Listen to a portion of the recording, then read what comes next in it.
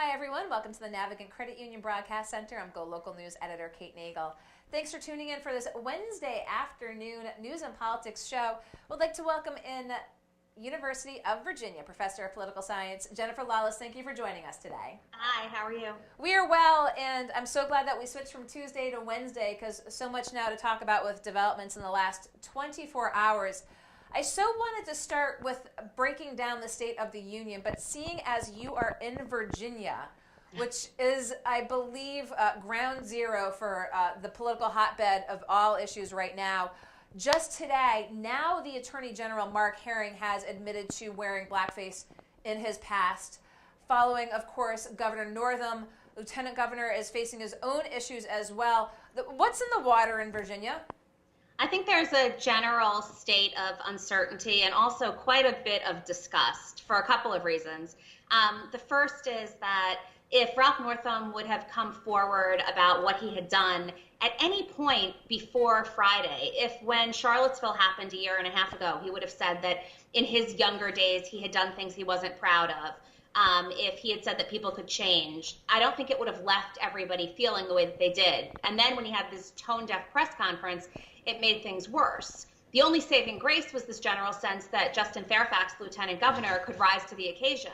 The problem, of course, is now he's been accused of sexual assault, and the Attorney General, who's third in line, admits that he too wore blackface in the 1980s. So there's a general sense that there's complete chaos. The Constitution is vague as to the transition of power and who's next in line. But frankly, given this crop of characters, I think it's now even more unlikely that Northam will resign.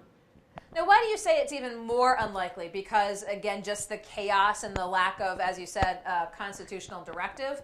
I mean, how much does this remain a distraction? Let's start at the top, obviously, with the governor. Of course, here we are on Wednesday. It's been several days now. You mentioned the press conference, the debacle of a press conference on Friday. Let's just go back to the contents, though, of that press conference. Of course, folks are still parsing. He apparently told a number of individuals that he was in the picture, then said he wasn't in the picture, and then, of course, had to ask his wife who he had worn as blackface. Right. Could the press conference have gone any worse? No, and it couldn't have gone worse for a few reasons. First, he came across as a bumbling fool, like he didn't even know why he was there or what the goal was. But second, he was completely oblivious to how racist the press conference came off. Right? Not only did he assure people that he wasn't in the photo because he remembers being in blackface a different time that year, but he also made references to how shoe polish isn't easy to get off and how he still could moonwalk. If his wife didn't stop him, it's likely that he would have actually done it right there and then. And so he just didn't seem to grasp the gravity of the situation. He actually made a statement that it wasn't until 2017 when he was driving around running for governor with a friend of his who happened to be black, he learned how awful dressing in blackface really was. So it demonstrated that he hadn't really evolved. But frankly, as awful as it is, being racist is not illegal at this point. And what the lieutenant governor is now being accused of and sexual assault allegations, that is. And so I think that the appeal of the lieutenant governor is no longer there. And if you've got a governor who dressed in blackface and an attorney general who dressed in blackface, it's unclear that one is worse than the other. So, ironically, I think Ralph Northam's political career, while over, is certainly not one that's going to end today or tomorrow or the next day. He probably will be able to keep this position. Do you foresee, though, still continuing to be a distraction for his leadership? I mean, let's be honest, a number of individuals around the country in the Democratic Party were calling for his resignation. We've seen leaders in the Virginia legislature as well pressing back against him. How is he going to be able to lead when this still hangs over his head and you have so many people who aren't changing their positions? I mean, he said, I'm staying. Is it just a war of attrition and just trying to wait things out? I think that's exactly what it is. Nobody has recanted their call for him to step down. Virtually every high-ranking Democrat across the country and in Virginia has called for the resignation. The Virginia Black Caucus has called for the resignation. The only person as of right now who's still silent, I think, is Barack Obama. And so, this is one of those situations where I think the pressure is still there to step down. He doesn't want to do it, and there's no obvious, easy successor at this point. And the longer he doesn't step down and the more business needs to get done, the more likely it is that the legislature will just sort of try to continue to work with him and know that he's term limited. It's not like he can seek re-election. He does still have several years left, though. So let's talk a little bit about the national picture, because, of course, we saw the Republican Florida Secretary of State immediately say, I'm out. The Democratic Virginia governor dig his heels in as well. Are we equivocating the use of blackface at a point in time or how it's done? We had former state representative and deputy secretary of state Ray Rickman on here giving his big view just a few weeks ago, saying blackface is never acceptable. So how does this get nuanced in such a manner? Ray Rickman's right. Blackface is never acceptable, and it was certainly not acceptable in 1984. I think what people are having a hard time coming to terms with is to what extent a representative or a governor's behavior in the past should cripple them moving forward and should be an albatross around their neck forever. Now, there are certain things, and I put blackface in the category, that fall into that category. Like, I just don't think that it's ever okay. But I do think that if an elected official can demonstrate that they're not that person anymore, that they've grown, and that they fully understand what they did, not in a time of political crisis, but in a time where they're able to show real leadership, maybe they can get around that. So when Ralph Northam spoke when he was lieutenant governor about the events in Charlottesville in the summer of 2017, if he would have said, look, I'm not proud of what I did when I was when I was 25 graduating from medical school, and I've grown as a person, and that's why I feel positive and I feel hopeful for this state, because despite what we just went through, people can change if they're taught what they need to do. I think the whole thing would have been received very, very differently. It's a lot different when people come out and admit to bad behavior because they're stuck between a rock and a hard place, and basically the politics of the situation mandate an apology. So let's talk a little bit about political futures, and we'll tack outside of Virginia, kind of Northeast and national as well.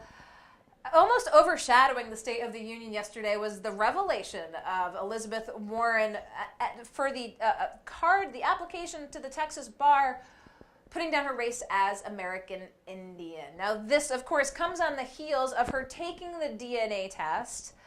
How damning is this for the senator? It's not good. And it's not good for a couple of reasons. The first is she's now in a position where she's had to say that didn't get her anything, right? So that she never benefited from that type of racial identification, because otherwise that would speak to sort of, an unfair advantage that people might perceive she had based on race. But second, one of the things that people really liked about Elizabeth Warren was that she was quite authentic, and she was a little bit policy wonky, and she told people what they wanted, not necessarily what they wanted to hear, but what she thought they needed to know, especially when it came to issues like income inequality or federal regulations of banks or other economic issues. And now she's basically in a place where she has to reestablish that she's authentic and credible and that people can trust her. And that's not where you want to be when you're kicking off a campaign and you're amid other candidates that don't have that authenticity problem. She did, I believe, release several weeks back, but in the recent past, a video of her. Did you see this one of her drinking the beer, trying to appear, as you said, authentic as well? That seemed to have backfired in the national press. And honestly, this is something that all candidates do, and it's just so silly. We can think about when Barack Obama went bowling. He bowled like a 27. No one thought Barack Obama was a bowler. When Hillary Clinton went to a bar and took a whiskey shot, but instead of taking the shot, she sort of sipped politely from a shot glass. These are terrible ways for candidates to suggest that they're real, right? Do what you actually really do in life, and you'll come across as authentic. So it's funny that somehow State of the Union got put down now to third on our list, but there's just been obviously so much politically, nationally. But let's talk a little bit about that. Between female members in their white last night, between the president's proposal to really tackle HIV in the country. I mean, let's just go for blanket response when you heard the president's speech last night, and then we'll go from there. So I thought the speech was bipolar. And I think that's the only way to explain it, because there, for every olive branch that was extended, or for every mention of unity or the idea of moving forward, there was a dig at the Democrats, or there was mention of a policy that the Democrats would just find completely antithetical to anything that they supported or believed in. And because the delivery was pretty flat, there wasn't really pivoting between these. It was just sort of pluses and minuses on a long laundry list. So it just seemed very, very scattered. It seemed all over the place. There was no thesis statement. That's what I would have told my students. Like, what is the point? And, as a result, I think neither side was happy with what they heard. The one part of the speech that was ad-libbed policy-wise made the Republicans pretty mad when Donald Trump, sort of in his typical hyperbolic fashion, said that he wanted more legal immigration than we've ever had. That's not what the Republicans want, and that's certainly not what the White House wants. The only other ad-lib that I actually thought was quite effective and made him a little bit likable and somewhat authentic was after they sang Happy Birthday, and he said, they wouldn't have done that for me. So at least there was general self-awareness that a large portion of people sitting in the audience really couldn't stand him. And let's talk that piece of the policy piece there, again, addressing a very important issue, obviously, of tackling HIV around the country. It was leaked prior to the speech. Folks knew it was coming. But I have not heard this out of the Trump administration until yesterday. Yeah, it's unclear why that was in there or why it became a major priority all of a sudden. We don't know. So let's talk a little bit about the response between Stacey Abrams and, of course, Bernie Sanders, who some are saying the latter might have taken a little bit of the thunder away.